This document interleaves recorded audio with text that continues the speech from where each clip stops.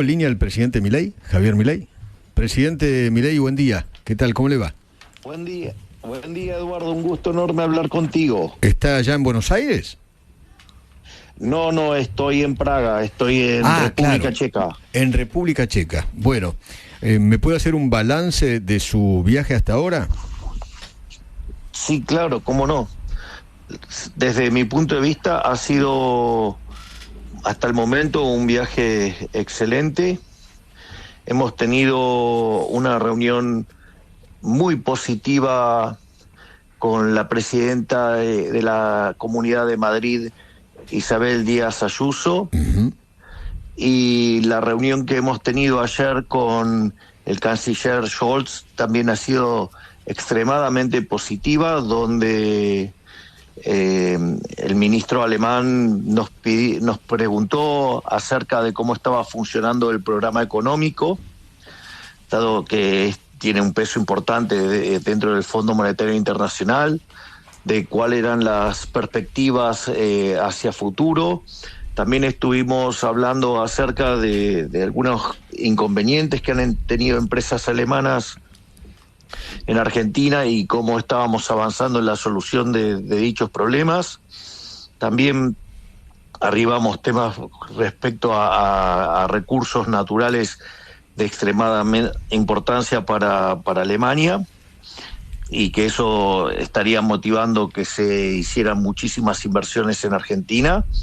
Y también estuvimos discutiendo el ingreso de Argentina a la OCDE, el ingreso de Argentina a la OTAN, y lo que tiene que ver también en el sentido de la integración entre el Mercosur y la Comunidad Económica Europea.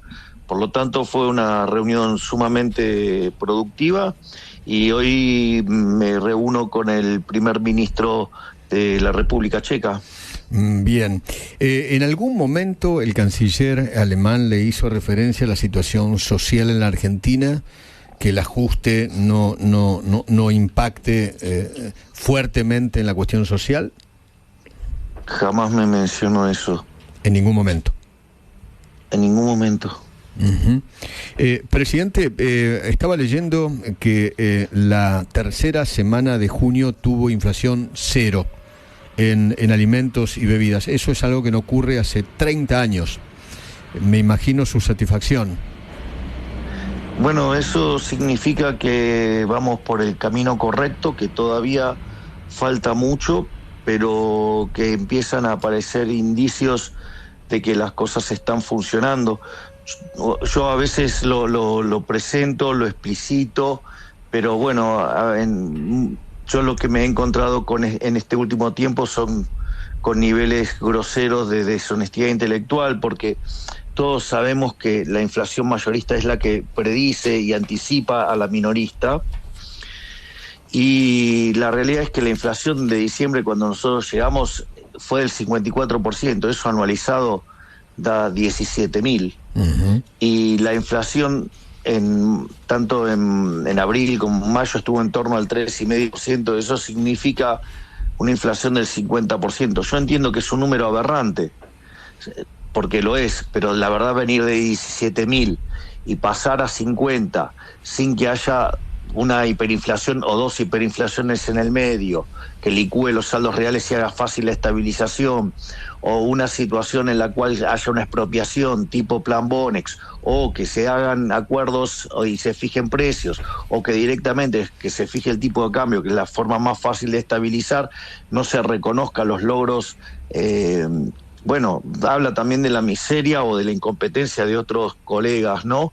Pero la verdad que no hay país en el mundo donde no nos reconozcan nuestra tarea titánica en términos de bajar la inflación, en términos del ajuste fiscal que estamos haciendo, y lejos de cuestionarnos la política social, la ponderan, porque entienden que frente a un ajuste de este calibre y con las condiciones iniciales, verdaderamente la política social ha tenido que ser extremadamente buena, porque frente a lo que hemos hecho hubiera sido una catástrofe si no hubiéramos actuado correctamente. Leyó el informe, me imagino que sí, ¿no? Del Staff Report del Fondo Monetario Internacional. Allí algunos dijeron que ese informe habla de que el fondo le está pidiendo a usted un 30% de devaluación. Eso no, es falso eso. ¿Eso es falso? Es falso, de hecho, es falso, y de hecho el propio ministro Caputo salió a explicar que justamente cuando se lee correctamente el informe, o sea, no señala eso. Entonces, de vuelta, hay algunos profesionales que para justificar y lavar sus errores hacen argumentaciones poco felices, que hablan más de lo que quieren que pase que lo que verdaderamente tiene que ocurrir, ¿no? ¿Usted cree que hay sectores que quieren o están empujando una devaluación del 30%? Bueno, hay sectores que les conviene que haya salarios en dólares bajos y más pobres y más indigentes, y nosotros creemos que funciona de otra manera la situación. Nosotros no creemos que el problema, si nosotros no estamos emitiendo dinero para financiar al fisco, si nosotros la única emisión que nos queda es por el tema de los remunerados, y los hemos limpiado prácticamente de una manera importante, porque digamos ya lo que queda es remunerados que están en manos del sector público. Por lo tanto, eso hace que no sea un problema como el que sería en condiciones normales, y solamente está pendiente de las cuestiones de los puts. Entonces no, y aún así lo que ha quedado emitido siempre estuvo por debajo de lo que se estaba demandando en términos de dinero nocionalmente, que uno lo puede aproximar por las compras de dólares que uno estaba haciendo. En ese sentido, es más, uno ve que los agregados monetarios han seguido cayendo.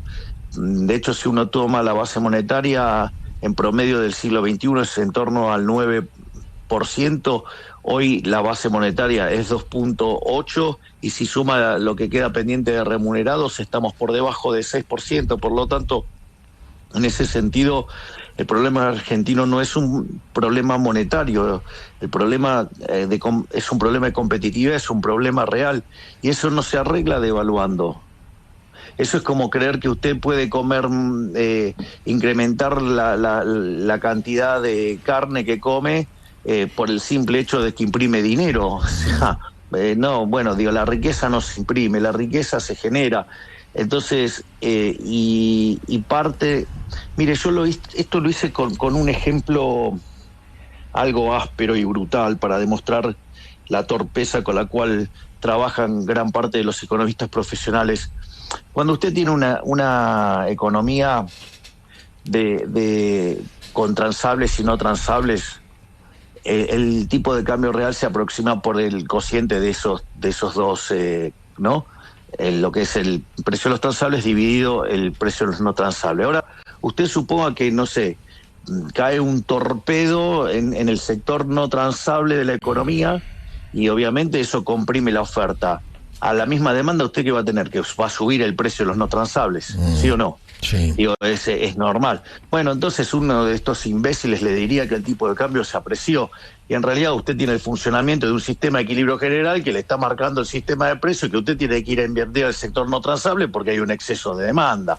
Y entonces, bueno, eso es lo que se está viendo. Bueno, estos imbéciles a eso les llaman que el tipo de cambio está atrasado y usted tiene que devaluar. Si usted hace eso, lo único que va a hacer es distorsionar la señal de precios, hacer caer brutalmente los salarios en dólares, generar pobres e indigentes, y no termina de arreglar el problema real, es que usted tenga que recomponer el sector no transable de la economía, que es donde cayó el torpedo. O sea, básicamente lo que usted está diciéndole a la sociedad es: no voy a devaluar. El tipo de cambio, hay un tipo de cambio libre y después hay uno que nosotros vamos controlando.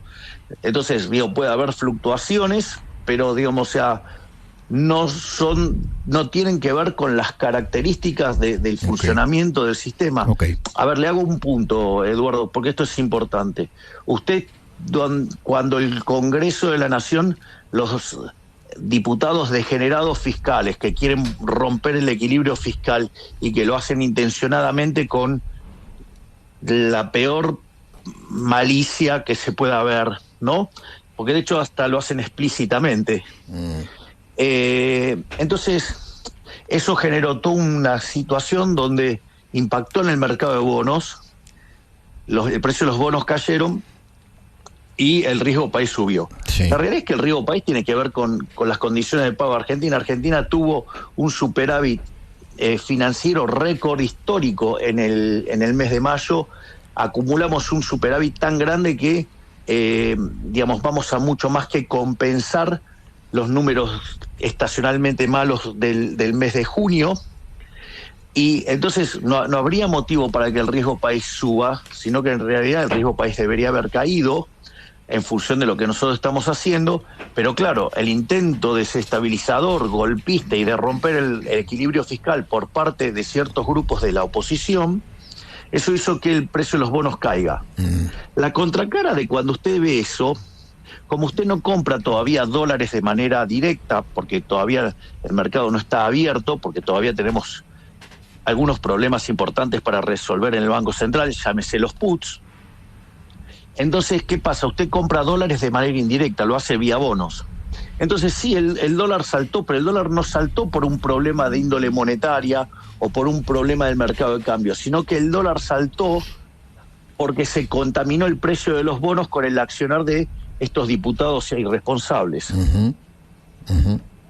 Ok. ¿Por qué no compró el Banco Central dólares en estos últimos días?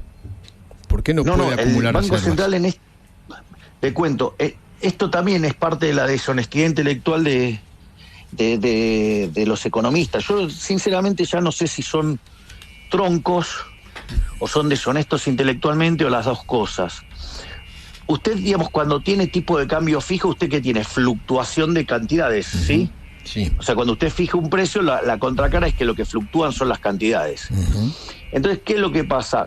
Nosotros tenemos una suerte de pauta cambiaria, ¿no? Todos los meses nosotros tenemos un crawling peg de 2% mensual. Pero entonces opera como si fuera un tipo de cambio fijo, en algún sentido. Porque, está dada la pauta esa. Entonces, ¿qué es lo que sucede? Lo que fluctúan son las cantidades, y Argentina tiene estacionalidad en el comercio exterior. Entonces, el tercer trimestre del año, Argentina pierde naturalmente divisas. O sea, de hecho, las que están planteadas es que Argentina debería perder en el tercer trimestre 2.000 millones de dólares. De hecho, nosotros estamos sobrecumplidos, con lo cual tenemos para perder más de 3.000 millones de dólares. Casi que le diría que es parte de un resultado natural de la estacionalidad del mercado de cambios. Presidente Guillermo Laborde, un gusto saludarlo. ¿Cómo anda? ¿Qué tal, Willy? Un gusto enorme hablar contigo. Igualmente, presidente. La hoja de ruta en materia económica es, sobre todo, atendiendo a, como usted dijo, presidente, de levantar el cepo lo más rápido que se pueda, siempre dentro de determinadas condiciones. ¿Es acuerdo con el fondo y después levantamiento del cepo? ¿Vendría a ser así la hoja de ruta? No, el levantamiento del cepo tiene que ver con terminar de sanear el balance del Banco Central. Okay. Terminar de sanear el balance del Banco Central es exterminar todos los mecanismos por los cuales se emitía dinero. ¿Y eso cuándo lo calcula usted? ¿Y eso cuándo lo calcula usted? El tiempo es de Dios.